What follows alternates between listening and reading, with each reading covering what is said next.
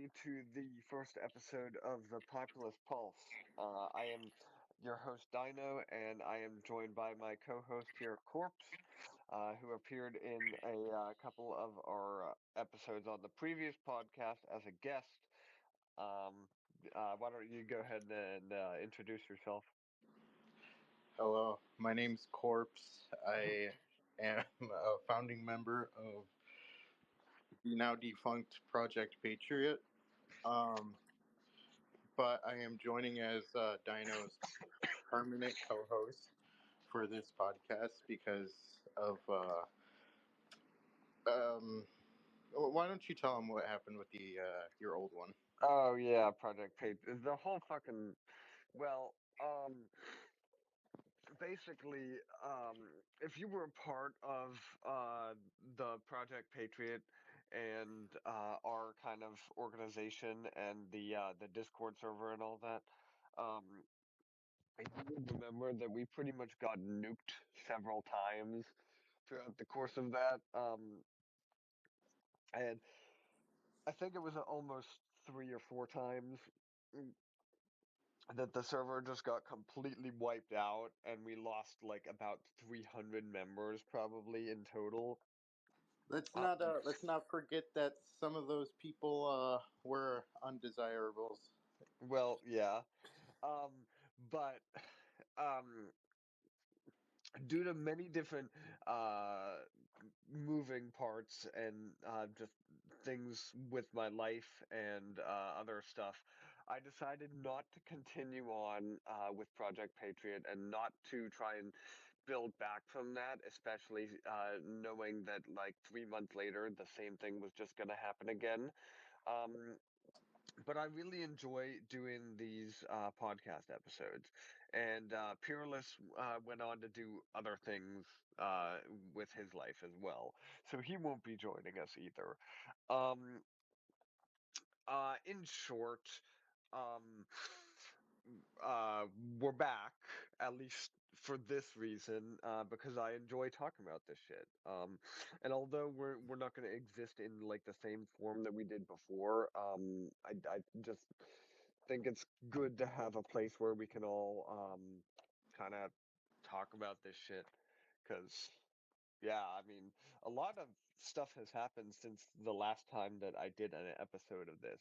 When the election hadn't even happened yet, Oh actually. yeah, I think I was kind of like I was silently in doomer mode. The I think the last episode I was in. Um, I mean I was still advocating for Trump and Republicans and whatnot, but I was thinking that it was just gonna go the same way it did in 2020. But we won, and even though I stood up all night that night, got no sleep for my long shift the next day, I do think it was worth it. Yeah. How long is long shift? Uh, like 10 hours. Holy fuck, dude. I stayed up until like 3 a.m. that night because I had no job at the time. But regardless, Yeah. um, uh, yeah, so I'm actually just going to go ahead and jump into some of the analysis of election night and what happened with all that.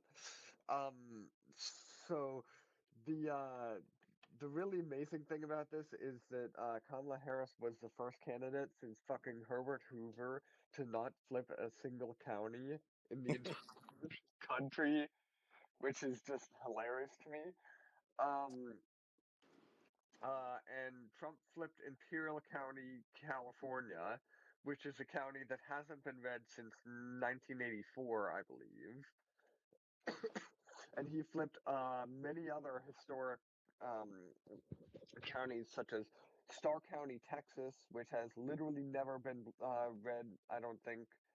Um, Bucks County, um, He almost flipped a county in Massachusetts, which I has not fucking happened hate in a very Massachusetts. long time. Yeah. Um, But yeah, there was Bucks County, which the last time that went red was '88, and Osceola in Florida, which that's Miami, I believe, right? Um, Osceola County? I don't know. I think yeah, I'm not too sure. it's just a really heavy Hispanic county, I believe. So Trump literally improved with every group, I think, except maybe Jewish Americans. I think they stayed pretty stagnant. Um, but literally every group otherwise shifted right. Oh, and the retirees, like 65 plus, shifted harder left in this election than ever before. Yeah, but they'll be dead soon anyway. So um, uh, Going back to Bucks County, though, Pennsylvania, is that we had a historic upset that night as well, which was that David McCormick beat out Bob Casey, who's like what, a three-term incumbent or something like that. he was part of the 2006 Democrat freshman. So that would make him like what, like four terms then? Five? Well, I think it was three. He was first elected in 2006, got reelected in 2012 and 2018. Okay. And Uh, this was something that I genuinely was not expecting. Like, I Nobody know wanted. nobody, like everybody, no matter if they were like hard right or hard left, they were anticipating he would pull through by at least like 5 points. But as we saw, I think Trump's coattails played a big part in it. Also, McCormick ran a campaign that was not as bad as I thought it was going to be because I just think everyone underestimated him because of I sure as hell did. I didn't even vote for him. I I apologize for that. For the record, I'm publicly apologizing to the rest of Connie T, just to say oh that I I'm got very sorry for not voting for Dave McCormick, and I plan to vote for him in 2030. I I went back to I deleted some tweets actually. I deleted a tweet where I called him a loser who would not win like back in 2023. But he pulled it off. I don't know how, but congratulations to Senator-elect McCormick. I think he will ultimately be he'll obviously be a big improvement from Bob Casey, and I think that I think he'll be a decent senator. I mean, he used to be like he was in the George Bush administration, but I think we should give him a chance. And he has like he didn't try to distance himself from Donald Trump in the general election. He like was at rallies with him and everything, and publicly endorsed him, which he hadn't done in 2016 or 2020. So I Or think 2022 for that matter. yeah. So I think ultimately he'll I think he might have like seen the light. We'll see. I think he'll be a good senator though.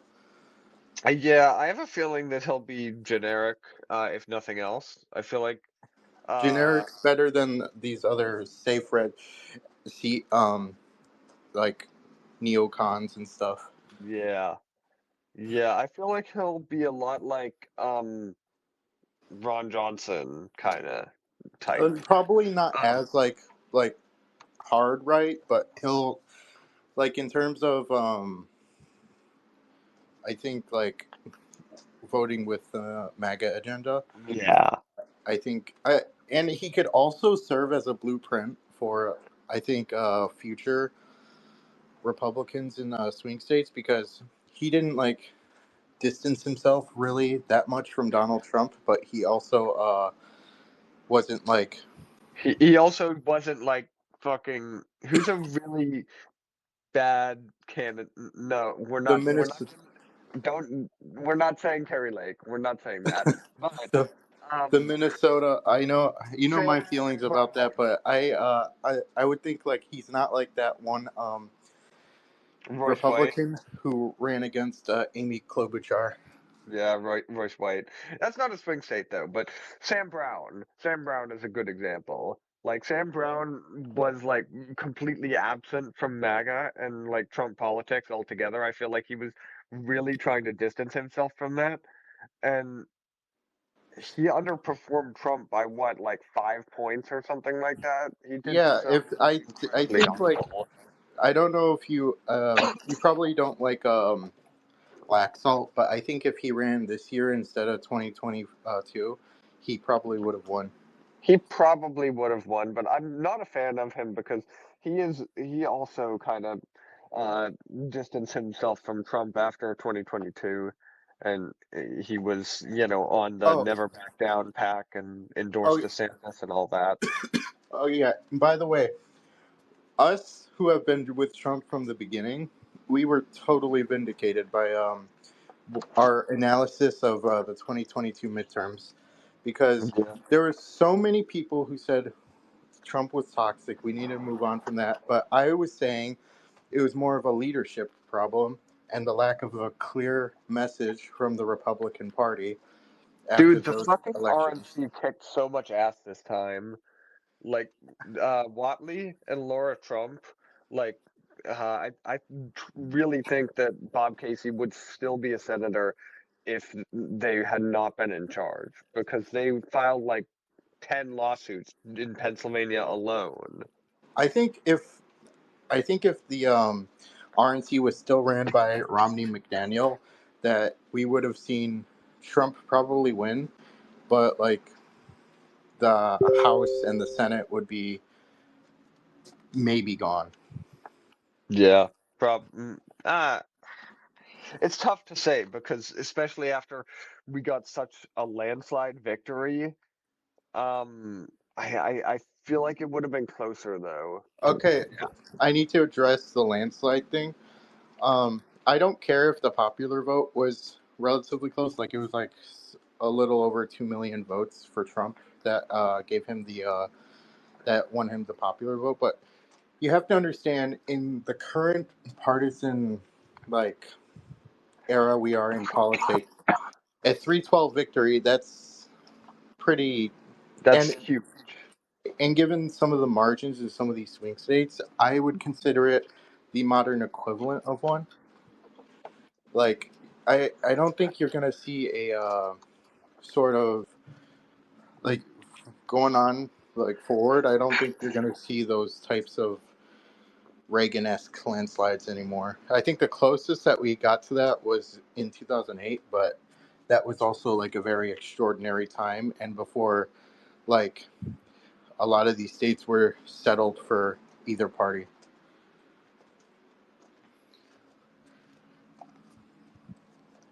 Yeah, and 2008 and 2012 were also, well, no, not 2008 and 2010 were elections, the likes of which we're never going to see again. Um, we're not going to see a massive 2008 Democrat landslide or a massive 2010 style, uh, Republican midterm. Neither Yeah, of those are ever happening again. yeah, yeah. It's just the way that I don't know what the word is, realignment happened in Yeah, both of those years. yeah. In 2010, in particular, those a lot of those pickups we got there were against like Southern conservatives who were running on borrowed time. Like Yeah. Obama, like he had to work with a Democrat like I think it was two super majorities. I think he had super majorities in both chambers, and or at least close to it. A lot of those people were um, like Joe Manchin esque. Some of them even further right though. So you're not going to see that again. Right. Yeah. We have gotten way off topic though, and we have a lot more shit to cover still. Yeah, So, uh, I think Eric Huff in Wisconsin got completely robbed just because of all the weird shit that happened in Milwaukee. And I find it weird that Pennsylvania is the only Rust Belt Senate seat that we flipped, because that seemed like the least likely out of all of them. Um, so that's a little bit suspicious to me because if you guys are familiar with the Milwaukee stuff, is that basically, um, I don't know the details, but I guess there was some problem with the machines where they had to shut them down for like hours, and then uh, all of a sudden they brought them back, and yeah, I don't know. I'll have to look into the details a bit more, but I know that some stuff definitely went down in Milwaukee. Um, and Hov was pretty much leading the entire night up until like 1 in the morning. Um, the other thing I want to say is that Trump won Arizona by likely margins, and it's clear it's going to stay that way probably for a while. But I don't think they're going to elect like a MAGA type Republican in statewide elections.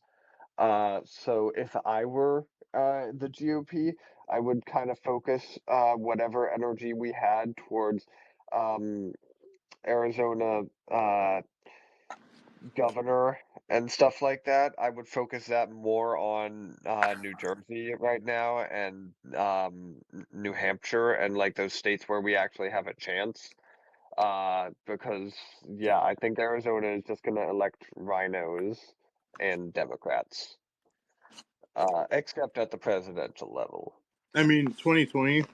I mean, there's always the talk about fraud and Maricopa or whatever, but even if it was legitimate, that was more so over fluke because of what was going on at the time, COVID, and then mass mail-in ballots. People who don't care usually to vote, um, like ever, especially in like the Atlanta area in Georgia, who got a mail-in ballot and then like I saw someone on Twitter say bring up like a good mentality which those people had is that they received a mail-in ballot, they voted for Biden because of the COVID and all that, and then once they saw that that this government sucked, they just went back to not caring about politics again. Yeah, Biden's yeah, coalition was never stable enough. It was never like the Obama one.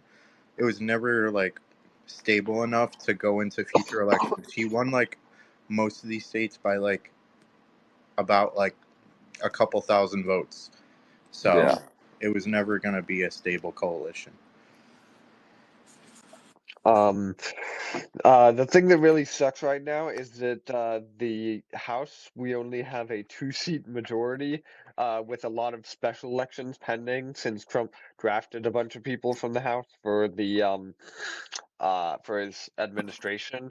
So we're gonna have 217 seats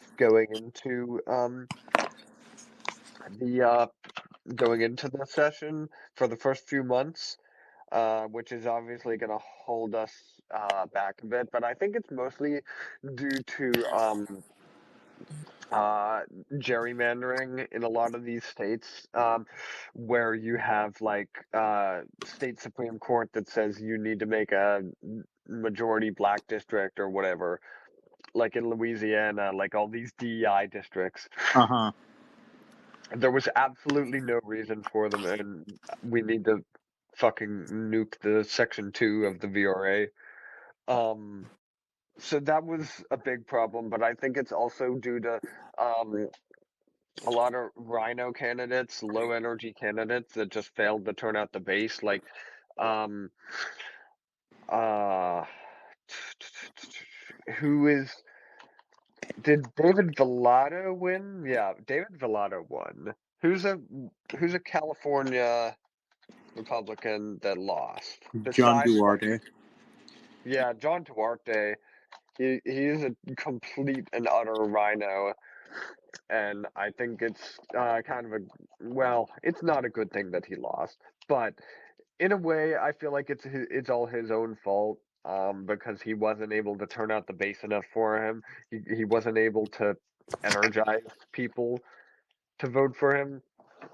Uh, so that kind of was a common theme, I think, around the whole night is House Republicans losing due to that. Um, Alaska, we fucking lost the ballot measure for ranked choice voting by just over 700 votes in a recount. Um, which I don't know if they're. I mean, like, there's two people that live in Alaska, so I wouldn't exactly say that there's fraud or anything there. But I really think that it was just a lack of turnout on that because there was like 250,000 people that voted for the ballot measure, but like 400,000 people that voted for Trump for president, or that voted in the presidential election, I mean. Hmm. So I think it's a lot of people who just voted for president and left the rest of the ballot blank. Oh, you So, saw that in a bunch of these states. Like people would. That's a problem that needs to be addressed. Is that people were very enthusiastic for Donald Trump, but they weren't as enthusiastic for down ballot Republicans, which is why, yeah. which is another reason you could have seen like a lot of these like Democrats win these races while Trump And like that's what I mean. took It's the because states. they're rhinos and they can't turn out the base the same way that Trump can, you know? Hmm.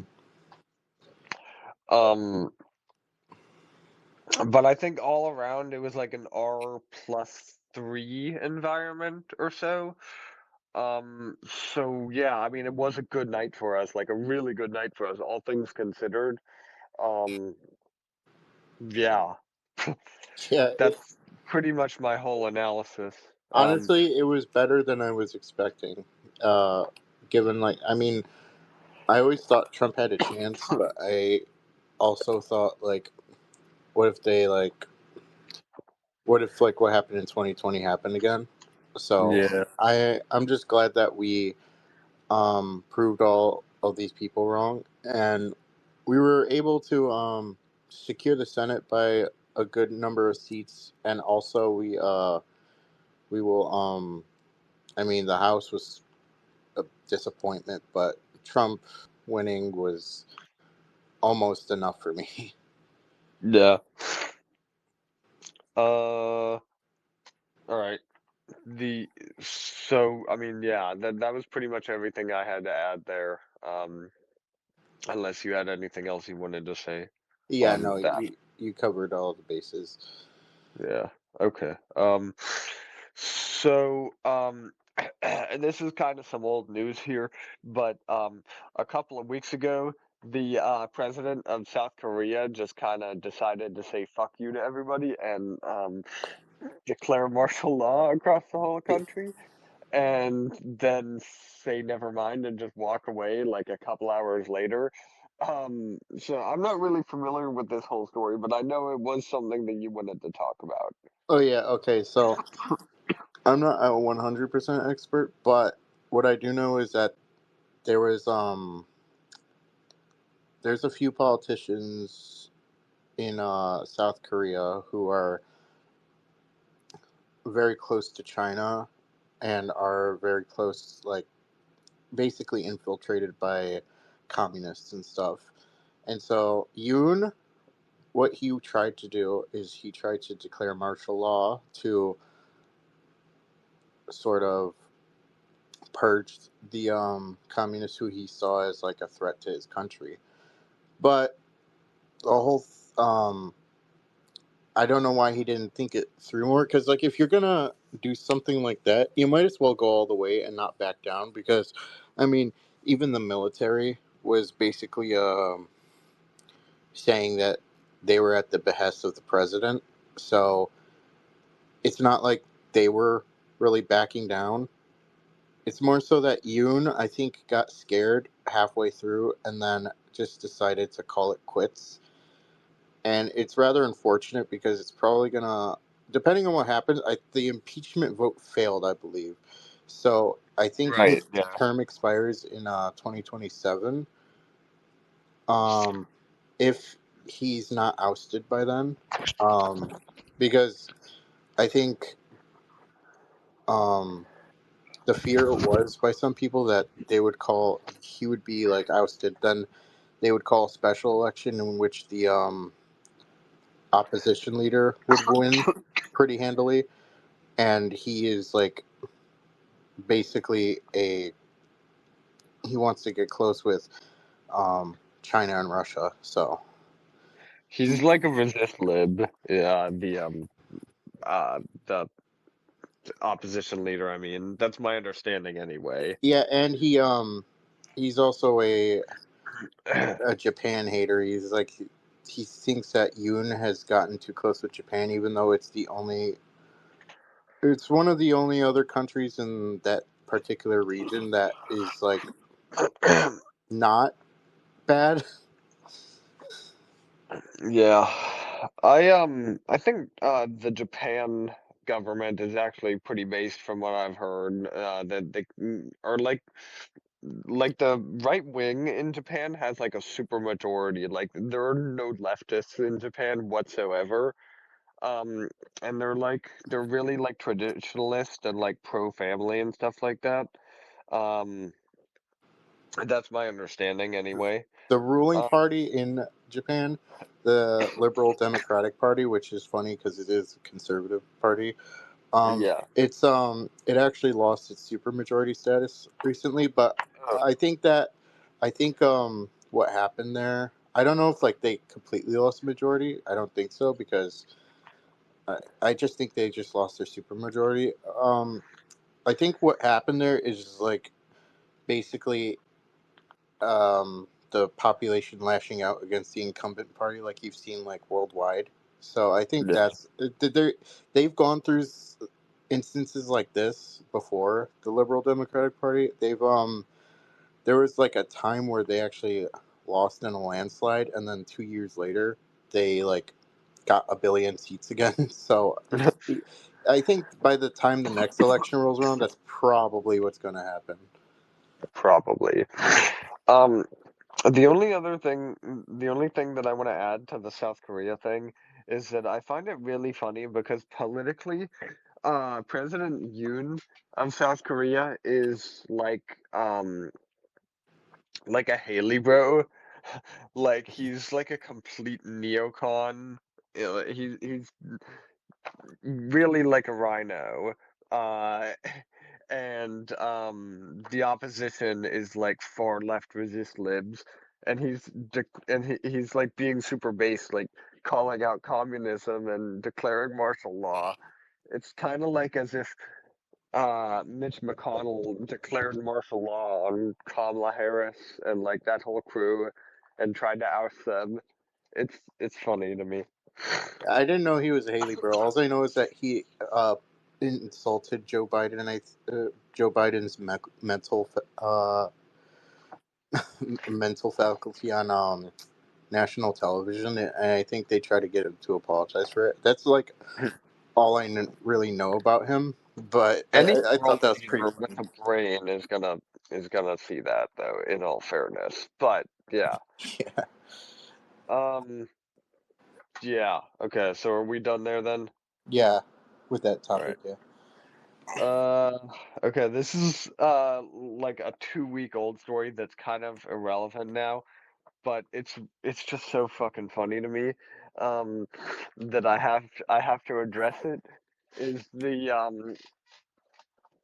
Destiny and Nick Fuentes thing. I don't know if um okay. To be clear, it's not 100% confirmed that it was indeed Nick Fuentes receiving oral sex from it's Destiny, but it's funnier if you think about it that way because he's definitely gay. I'm it's saying this as someone who has excellent gaydar. He's well, definitely there. it's it's certainly, I don't know. It doesn't seem like a coincidence to me that the two of them had a collab stream in 2022, and they're hanging out like talking like best bros, and he's like, "Man, I love you. You're my best friend." And the next day, Destiny goes on Discord and brags about, "Oh yeah, I met a guy. I sucked him off." You know, Uh, I that's definitely think that. that's not a coincidence. No, no, no, no. that guy. I mean, he even went on. He even did that like stream date with a cat boy, like Yeah. individual. There's no way. Like his fans are like they're completely loyal to him, so they'll never like admit it. But he's definitely he's not straight, dude. Like, come on. You um, don't go on a date with a cat boy and then you get to say you're and it's straight. just the Like, way that he talks too. It's like, I don't know, something about his mannerisms and like the way that he kind of like moves, gestures with his hands hmm like that. It's gay. It's really flamboyantly fucking gay. Um, what I find funniest about it though is that he tried to defend himself in a follow-up video to it by saying that he watched the video and that it wasn't his and that it was not his penis and that it obviously wouldn't have been him because it was somebody that was wearing a gold bracelet and he would never wear a gold bracelet. yeah.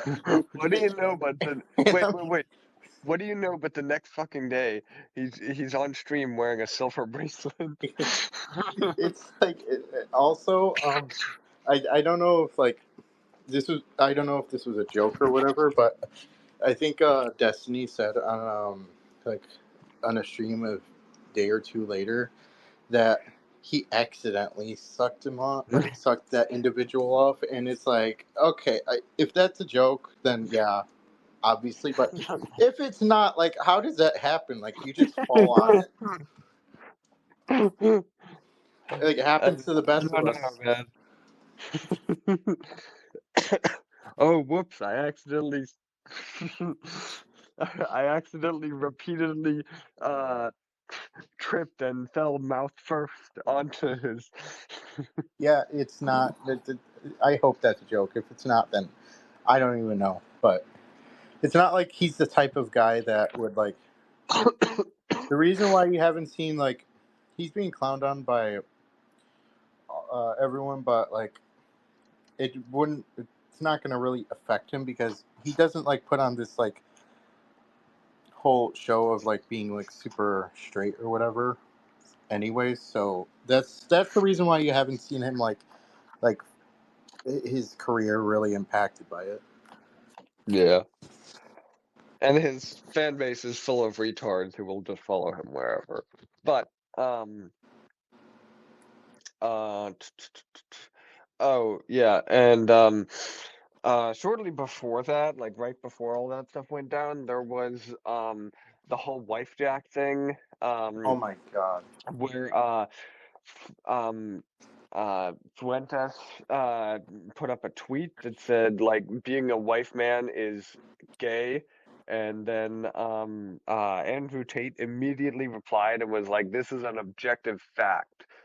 um and he goes as far as to like attack his viewers on stream, because there was one viewer who made a donation and was like, "Hey, sorry, I wasn't able to make the stream the other day. I was hanging out with the wife and kids."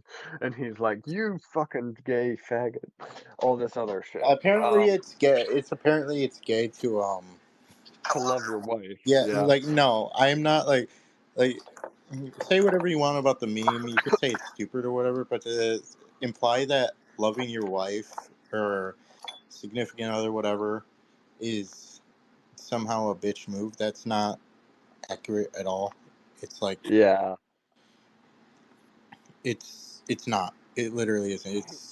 It's an honorable thing. It's one of the customs of Christianity, and if you love your wife, I think that's a very honorable thing. And I wouldn't look to Nick Fuentes or Andrew Tate to like on how to for advice on relationships or anything like yeah. that. Yeah. You did- And you know what I really don't understand about this is that there's supposedly like this group that wants to save the white race or whatever and like uh get people to like breed more children and all this other stuff, but like they obviously don't want uh, people to marry and love their wife and all this stuff. Hmm. So, what are you trying to accomplish here?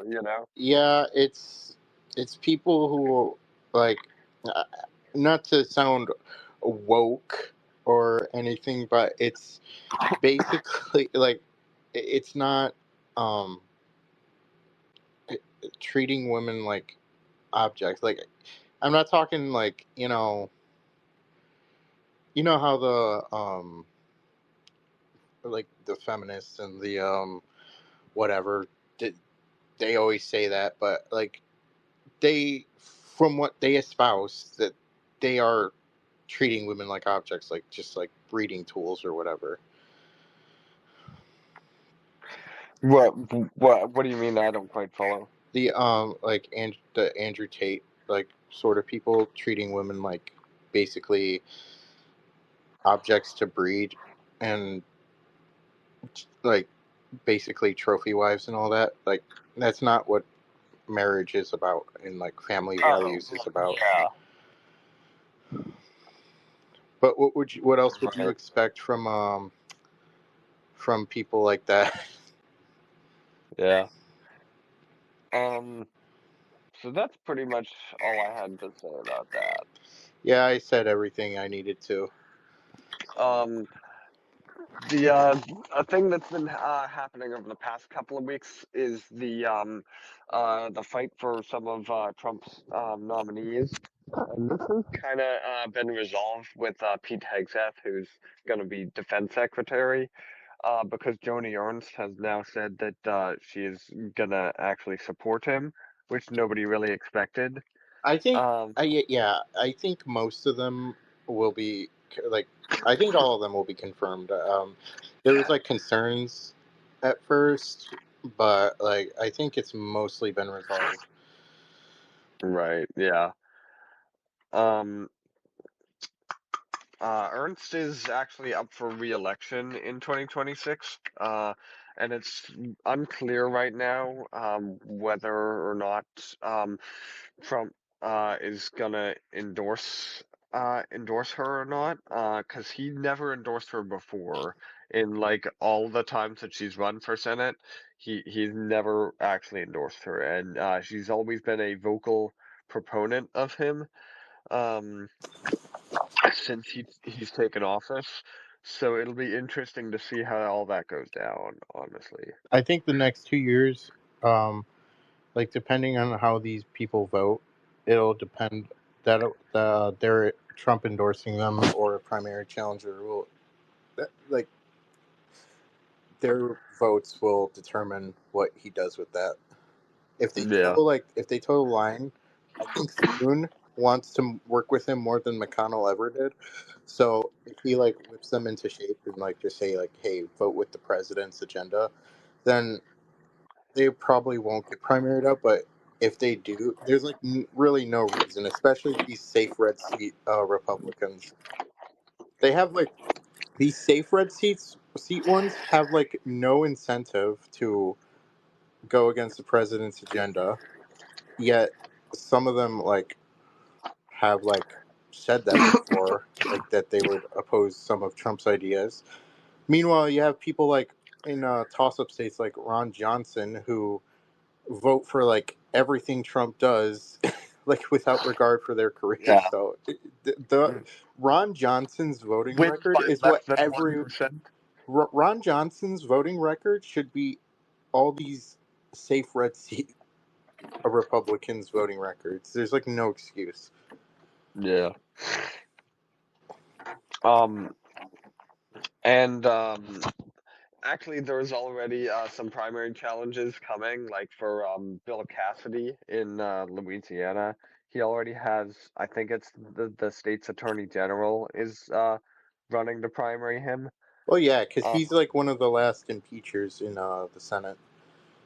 yeah.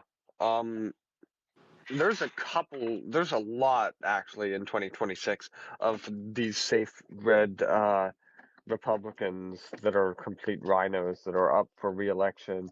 Um, we're not getting Murkowski out after the ranked choice voting thing. Um, There's Ernst. There's who else? There's I don't know if is it worth the time to try and primary Tom Cotton? Eh, not really. Like a lot. I'm telling you right now. Like, even as someone who hates these people, the chances of them successfully being primaried out without like something drastic, like for example, their these senators' impeachment votes, you're not really going to get them out. Like it's just because in the midterms, they're mainly going to be focused on retaining their Senate majority, so they're not going to probably focus too much on that. They're just going to try and focus on winning. I mean, you might get some, but I just don't see it happening unless they do something very stupid. If Mitch McConnell doesn't retire, Oh which I my god. really think he will, He's but like he's like not okay. That's the thing. yeah, but if he tries to run again, there needs to be like a huge primary storm in Kentucky. Like he should face like 10 primary challengers after the past 6 years that has just been It's hell. not just his voting record. It's like his record as a rhino. I mean, I will give Mitch McConnell this. He is a great. He's like kind of a strategic, like in terms of like the Senate rules and everything. Like he knows his how to get around and stuff. But I won't let that like confirming judges and stuff. He was great at that, but there's no excuse for him to be there anymore. Really, like he's not okay, like mentally or like physically at least, and he just has a bad record. Right, yeah. Another one is Marqueen Mullen. I think he's gotta fucking go. That's like Um, such a fucking miserable. I mean, he's trying to salvage himself by like saying he'll vote for the all of Trump's nominees and stuff, but still, right. he has like He's so insufferable though. And like he has openly said like Trump stay out of this. Trump don't do this. Like he's trying to pretend like he's not against Trump now, but he totally has been through like his past 3 years in office or whatever. yeah, and in like in terms of that, I think that my biggest surprise is that John Thune seems to be like because there's a lot of people who are worried about Thune being a Senate leader, but so far, I mean, it's He's not. been amazing Yeah, actually. he's not like he hasn't really had the chance to lead yet, but from like everything he's been saying and like his votes and everything, I mean, he even voted against like I think a Ukraine bill like within the last month or so, which is Yeah. surprising because no one had hopes for him. Yeah. I'm just glad it's Um, not John Cornyn. yeah, that was gonna be the next thing I said actually. John Cornyn, yeah. We should try to primary him out with either Paxton or Ronnie Jackson if it's me. That's the two people that I Um, would like to see in the Senate. Ronnie Jackson, I think, would have better. I mean, I know like it's basically bogus everything that's been leveled against Paxton, but optics wise, I think Ronnie Jackson would probably be look cleaner. Um, but regardless, I would like to see Cornyn get out. He has no reason to be the way he is. And although he's kind of towed the line and been like a good loyal MAGA supporter for at least like the past 2 or 3 years, Lindsey Graham serves no purpose really. I don't think that he should be there either.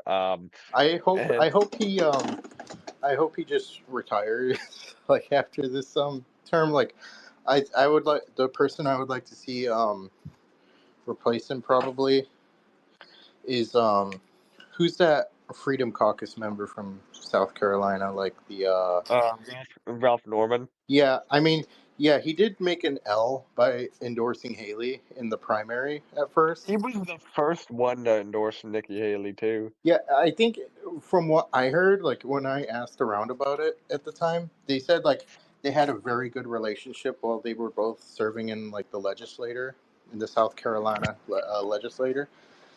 So I think that's what the only reason. And I mean, after Haley dropped out, he immediately endorsed Trump. So I mean, Yeah. it was just like bizarre for me to see a Freedom Caucus member endorse someone who has like zero in common with the Freedom Caucus. But My understanding is Ralph Norman is not that great though, and you're gonna hate me for what I'm about to say. I'm like 99% sure, but I kind of want to see Nancy Mace run, I honestly. don't know. I don't know, man. It just seems like I, a big grift at this point. Like no, I get that. she's But kind of milking it. That's the thing. Like if it was just a one yeah, time thing. she's going too far. She's definitely going too far with the trans thing. Yeah, nobody But really cares about it anymore because, like, I think uh, the speaker passed the thing that she was like bitching about, and then yeah, she's milking it, even though there's like really no reason to do it anymore. right. Um, but let's go back a bit. Through the past congressional session, Nancy Mace has actually made like the most conservative shift of any of most Republicans in the House. Because not only did she vote to oust McCarthy and with like the Gates people, but she was openly opposing like the Ukraine aid and voted against a lot of like the omnibus spending bills and stuff like that. I think, And yeah, I feel like she has changed just in like the past year or so, that's like a because lot. I think what happened is that her district was made much safer, so she didn't really have to. She didn't really have a reason to like be as moderate as she used to be. Right. So And yeah, I think that I'll have to look a bit more into Ralph Norman, but my understanding is that Nancy Mace is actually more conservative than Ralph Norman, but I really can't definitively prove that right now. yeah. I'm not too sure about it. I do know that I think a year or two ago, Norman did say that he would primary he would try to primary Graham, but we'll see what happens. Yeah. Um, that was pretty much everything that I had to cover. I don't know if there was anything else that you wanted to talk about. Not really. I think that covers about everything. Yeah. So I know this audio wise and quality wise was pretty poor, and I hope you guys can forgive me for that. Hopefully, we'll have this fixed next time.